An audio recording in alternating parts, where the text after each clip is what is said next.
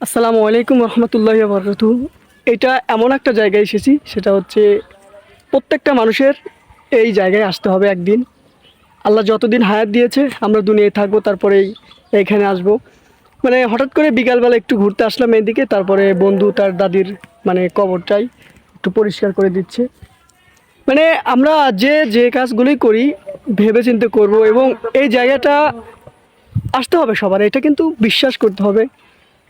এই যে একটু টান মায়া, মানে এইদিকে ঘুরতে এসেছিলাম, আসার পথে একটু ঢুকলাম বন্ধুর দাদির কবর, সেই কবরটা একটু পরিষ্কার করে দেওয়া হচ্ছে।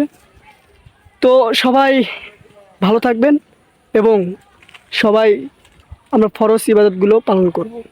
আসসালামু আলাইকুম রহমতুল্লাহি ওয়া বারাকাতুহু। এটা এমন একটা জায়গায় এসেছি, সেটা হচ্ছে প্রত্যেকটা মানুষের এই জায়গায় আসতে হবে একদিন। আল্লাহ যতদিন হায়াত দিয়েছে আমরা দুনিয়ায় থাকবো, তারপরেই এইখানে আসবো। মানে হঠাৎ করে